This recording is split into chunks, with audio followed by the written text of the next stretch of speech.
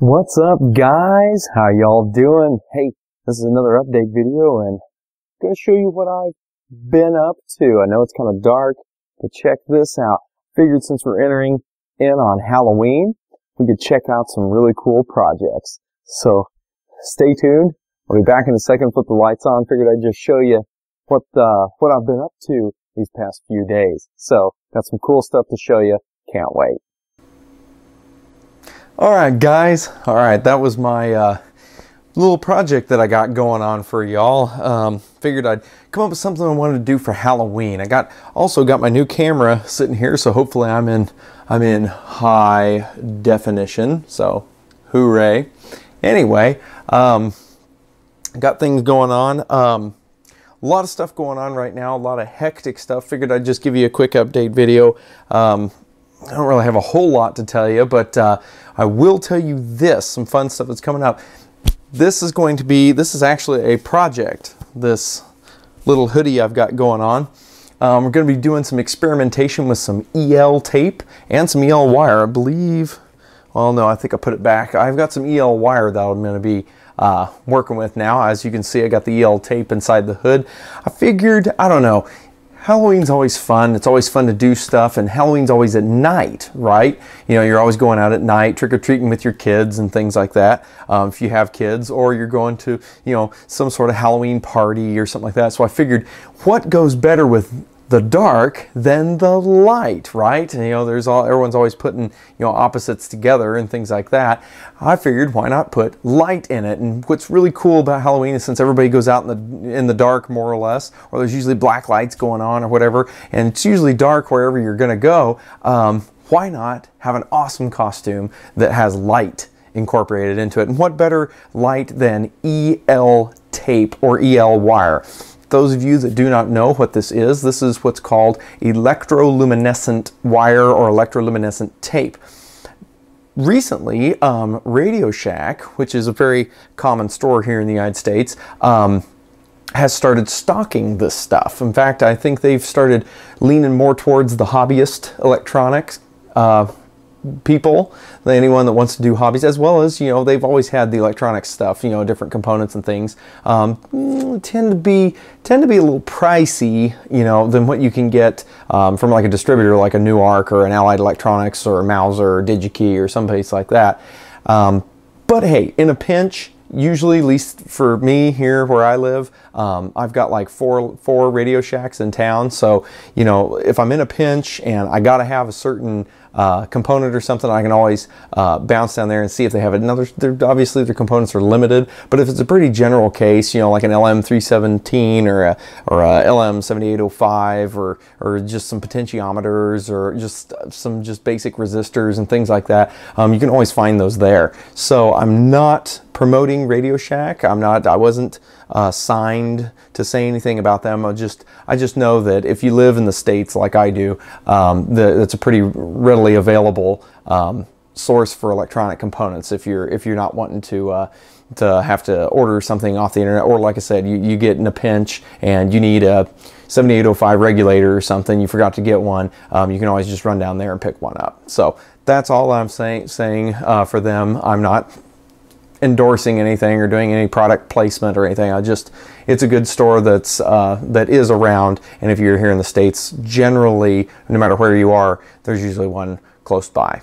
Anyway, so EL wire, isn't that fun? EL tape, in fact, I'll show you a little bit of it. That's what's inside this. Now, I sewed it in, so there's all these little holes on the side, and I'm going to do a complete video on how to make this. Now, I'm going to obviously do more stuff. There'll be stuff down the arms, there'll be stuff down the front. I'm going to do a whole bit on it, and it was kind of under the Tron theme. You know, I don't know about you guys, but I loved Tron, and honestly, I like Tron Legacy. A lot of people said a lot of things about that movie, like, oh, they didn't like this, they didn't like that. Honestly, I thought it was pretty good. I thought it was pretty cool. It was just a neat way of viewing things. I think visually it was wonderful. And I mean, if those of you, if you didn't get anything else out of it, like a lot of people argue about plot lines and things like that, visually it was very good. You have to give it that. So anyway, and same with the first one. I enjoyed the first one. I was one of the very rare people to enjoy the first one. But a lot of times, or at least I've heard a lot of people say, if you're not into computers and you're not into electronics and things like that, Tron may not be the video for you, because that's pretty much what it's all about. It's about, you know, like the living world that's inside your computer. Anyway, I digress. I'm not going to ramble on about Tron. But it is a cool idea of trimming things with light. And now that we have this beautiful stuff called electroluminescent wire and tape, which is basically ribbons of light, you can basically do that, the same thing. Whereas if you use LEDs, the problem with LEDs is that they're a point source of light. You know, it's one bright, so you need some sort of diffusion to actually spread that light out. Otherwise you get these little bright dots. You know, because I mean, that's what an LED is. It's a point source of light. So you need to diffuse that light and spread it out. Well, usually you have to take, you know, I don't know, a piece of acrylic or something, sandblast it, or scrub it with sandpaper or something like that to rough it up to where the light will refract in all different angles and diffuse that light and spread it out. So it's not just this hot spot, you know, right here, and then another one's right here, and another one's right there. You know, you don't have all these little hot spots. It'll diffuse that light out and spread it out. Well, the thing that's great about it, electroluminescent tape and wire, is what it is it's like a phosphorus coated electrode that's inside. So it's basically like your fluorescent bulb, except instead of having a gas, it's, well, I'll tell you what, it's more like your TV, or at least your old TVs anymore. Those of you that remember the old CRTs, you know, the cathode ray tube, you know what I'm talking about? Anybody? Anyone? Okay, anyway. The old, not the flat panels. The flat panels is a completely different technology. The old CRTs, the tube televisions, ones that were like, you know, huge, you know, they had the big old back on them. Those, the front of the screen, if you were to reverse and go on the back side of the glass, there was what was called a phosphorus coating. They actually put a phosphorus, and when the electrons fired from the electron gun, or the tube portion, that's why it's called a cathode ray tube, those of you who don't know. Anyway, it fires electrons at the screen. When the electron strikes that phosphor coating, or phosphorus coating, it gives off light, and it lights up. And that's how it draws the picture from side to side to side. So anyway, they've basically done the same thing, except they phosphor coated a wire, or in the tape version, it's like, you know, kind of like a copper pour type of a deal. But they coat that in phosphorus, and then when you pass electric current through it, you're basically smacking it with electrons, right? So it's going to do the same thing. It's going to light up, and so that's what it does. It lights up, and as you could see in the, you know, intro to this video, it lights up. So anyway, it makes it very, very easy because it's very thin, and as you can see, I've sewn it into fabric, and so you can sew it in. You can do all kinds of different things with it. Where when you're using LEDs, even the strip LEDs that come in that flexible circuit strip, they're still, again, they're a point source of light. They're not diffused. You know, whereas this is just beautifully diffused because it's a phosphor coating. So the whole coating of phosphorus lights up. So it's pretty cool, at least, and I don't know if there's any other construction types out there. There could be, so I'm not going to say that's the only way that these are made. This is just one of the methods I read about, is they phosphor coat a wire, and then it fluoresces in under an electric condition. Anyway, I will be putting out a complete video on how to build what I'm going to build. Like I said, I'm giving you a little teaser trailer of what's coming with the whole hood part, but it'll be more elaborate, and you'll get to see the how-to video essentially on how to build this. So anyway, upcoming stuff. I figured we'd revisit a couple of things. One I have right here. Let me unhook it. Do you guys remember this? I don't know if you remember that. If you guys might be familiar with it, maybe not, but a while ago I did some Ethernet videos on how to use PIC microcontrollers and put embedded Ethernet into your projects. Well, got kind of sidetracked because it was a lot more involved than I thought it was going to be. I figured it would be a pretty simple, straightforward thing, which now that I've gotten into it and really read through everything and read all the documentation and played with all the files and built my own custom web pages and tried to get them uploaded and everything, and figured out where everything is in the TCP/IP stack that you download from Microchip and everything else. Once I finally got all that figured out, which takes time, and I don't know if you guys know this, I've said this probably multiple times in these update videos, but you know, it takes me, you know, I try to do videos that are as quick as possible because I don't have a lot of time. You know, I have kids, and I've got, you know, life, as most of you know. and so it's very hard to do something that's very lengthy.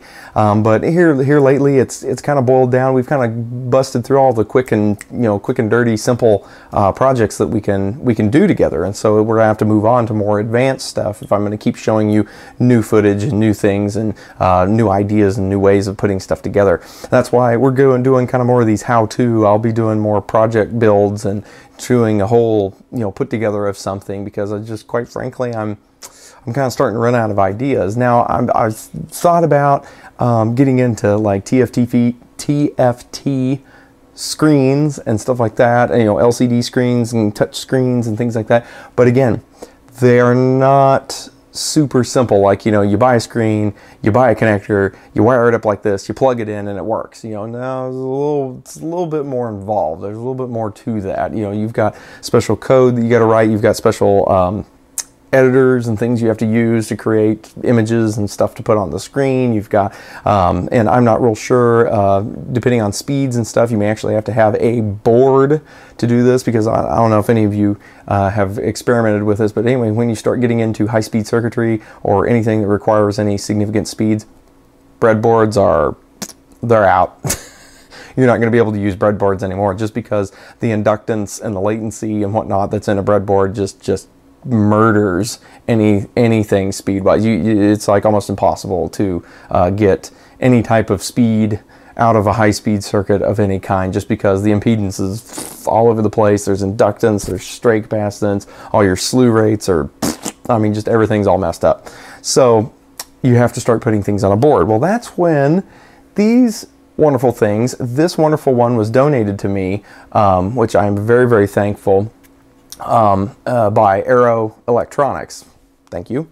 And obviously Microchip. Arrow was the distributor that talked to the Microchip people, and Microchip graciously donated this to you guys, essentially, because I told them that I was doing this for you. So they donated this, and this is a development kit. I really like doing dev boards and dev kits, because honestly, by the time you lay out a board, you scribe the board or send it out, have it professionally made. And because a lot of times, if you're scribing it yourself, the high-speed thing, again, it's gonna, because you can't really control how the copper is pulled away and everything, and you may have to do different thieving. You may have to do, it's a mess.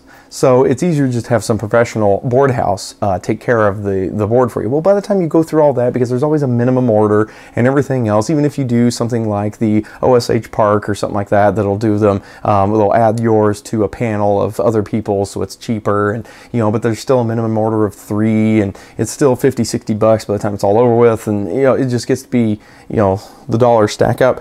Honestly, get one of these good dev boards, really, because it has everything that you need on it. It's got the serial port, it's got a programming port, for like the PIC programmers, ICD. It's got LCD screens. It's got, at least this one is the PIC DEM one, which is the one that has the Ethernet stuff on it. It's the PICDEM.net 2 kit, and so it's got a real powerful, I think, 32-bit microcontroller on it.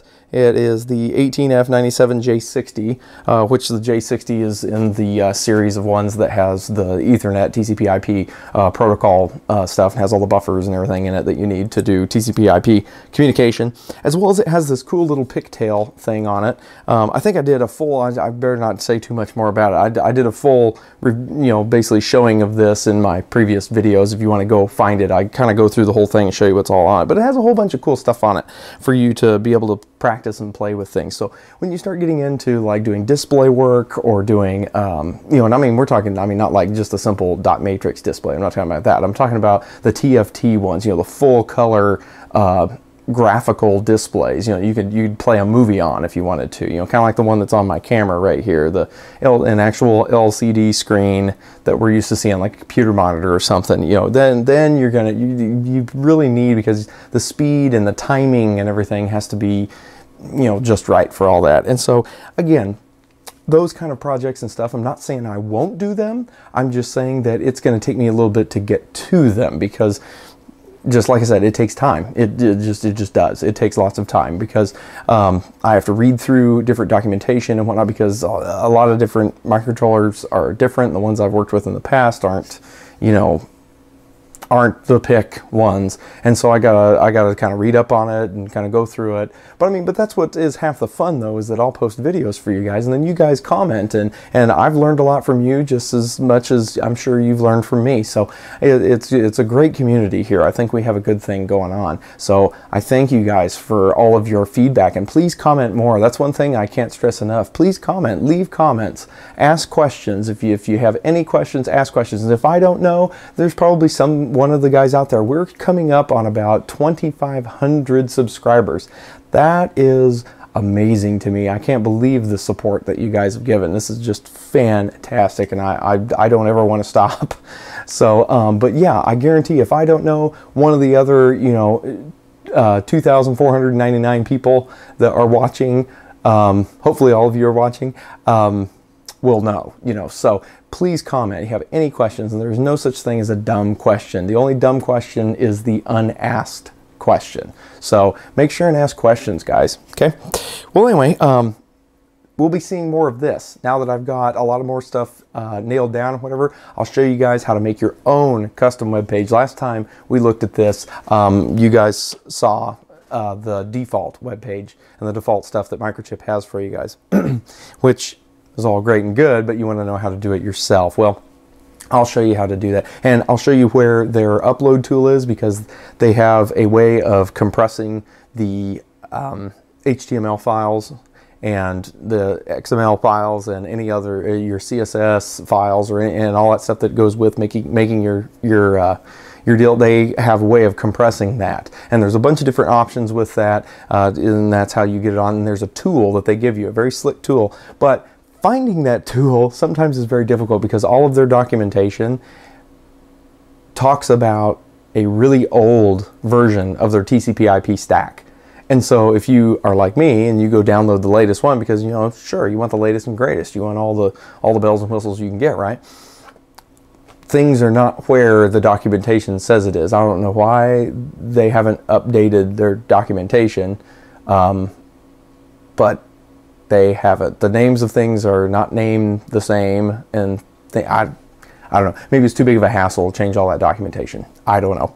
But basically, I found where all of it is, so I'll let you guys know once we get to it. So there's a video coming out, as well as I've got it plugged in right now, but I don't know if you can see it. Can you see it? I got the old Raspberry Pi back. Got that little guy back going again. We're going to be taking a look at a cool new tool I was asked to check out. There's a company called Weaved out there. I don't know if any of you have heard of them, but they're basically an Internet of Things company, and what they do is they have apps for the Android OS, as well as the I think they're calling it Apple iOS, I think now. I don't know, the first thing I think of when I think of iOS is that internetworking operating system is what Cisco Systems calls their images. So yeah, whatever. Anyway, the Apple iOS, they have an app for that, and what it is basically, if you want to take your Raspberry Pi and very simply add basically app control of it to it, essentially, make it an Internet of Things, which means kind of like putting it on the cloud, so to speak. Which I don't know, I could ramble on a whole video about what I think of the cloud, the wonderful cloud that we have. That's a whole nother mess that I don't want to get into and bore you guys with. But I don't think it's a great idea for some people, or for them to advertise, hey, take all of your banking and take all of your personal items and take all of your federal tax information and take everything that is very that you're worried about being destroyed or being caught in a fire or something, and put it on a server that you do not maintain and you don't even own.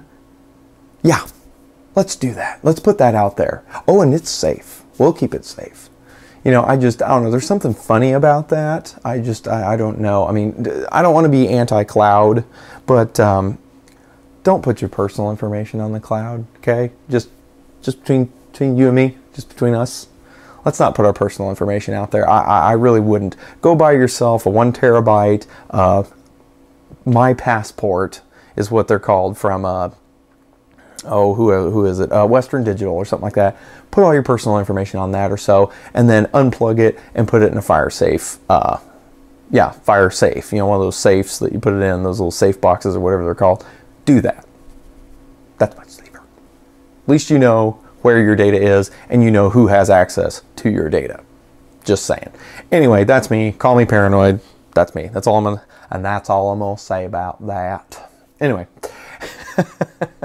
But anyway, this weaved thing looks like a really cool deal, though. It looks like a way of taking your, like, let's say those of you that want to make the web-controlled thermostat. I showed you that WebIO Pi stuff that you had, but hey, what if you didn't want to have to get into app development? You wanted to be able to do that from an app on your phone instead of having to go through the web, or maybe you wanted to have it at your home, and if your internet service provider is like mine and they block port 80, you know, to where you have to set up port redirects and all that jazz to get it to work, this bounces off their server. So you can basically set this thing up. You just pop open your phone, pop open your app, go to your Pi, and it just bounces off their service. And you sign up, create an account, and everything. And you bounce off their service, and you can control the Pi from your phone via an app.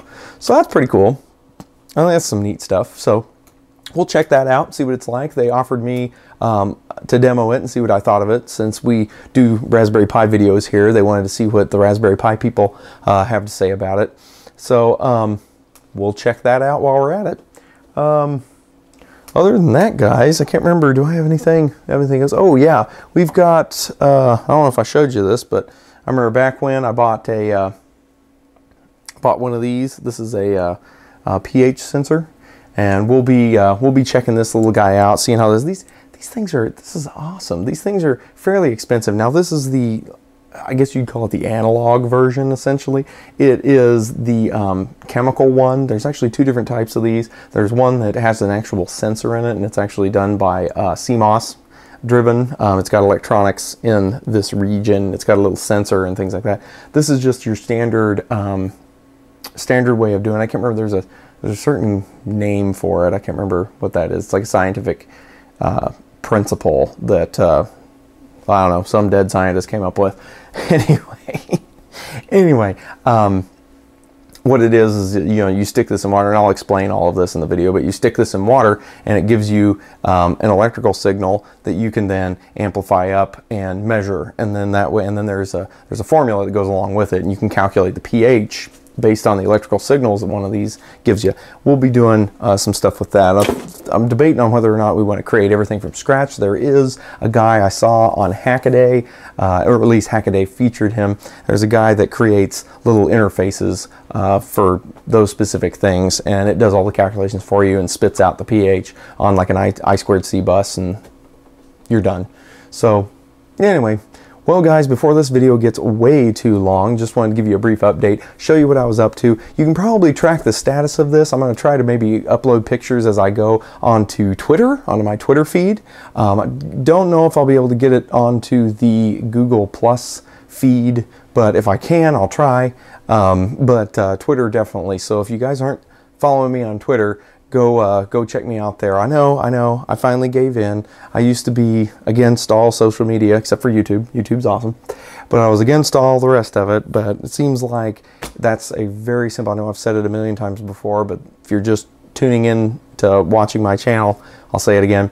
It's a very easy way for me to say something to you guys just real quick, instead of making a whole video and editing it and doing all that stuff and posting it and getting it uploaded and putting a name on it and title it and all that stuff.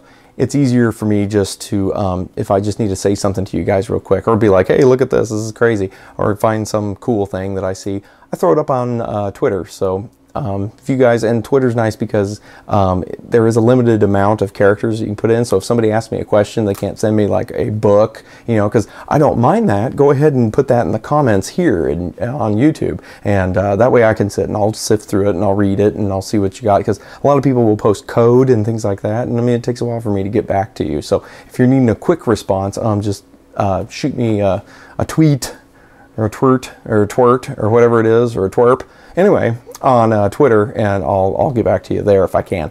And then as well as I do a lot of retweeting, I follow a lot of different electronics people, and they post a lot of very good and useful information. So I retweet a lot of things that I see that I find interesting, that I think you guys might find interesting. So if you haven't followed me on Twitter, check me out. I'm misperry EE. Somebody already had misperry.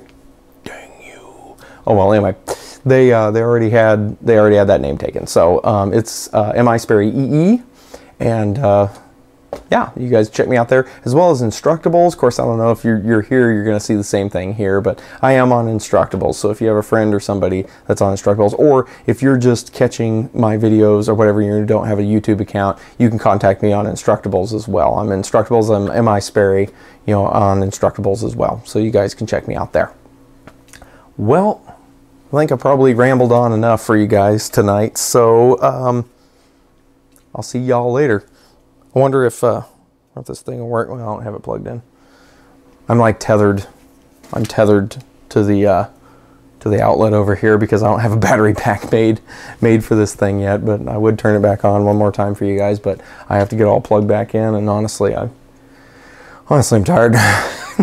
So take care, guys. Keep making electronics. Keep commenting. Let me know what you think, because that's what it's all about. It's all about the fun of electronics. Have fun with your projects, because it's some of the funnest thing. There's nothing like that gratifying feeling when it's functioning and it's working and you know you built it. So take care, guys. Like, subscribe, share, and you know the rest. All right, guys. That ought to do it. I'm out. See you next time.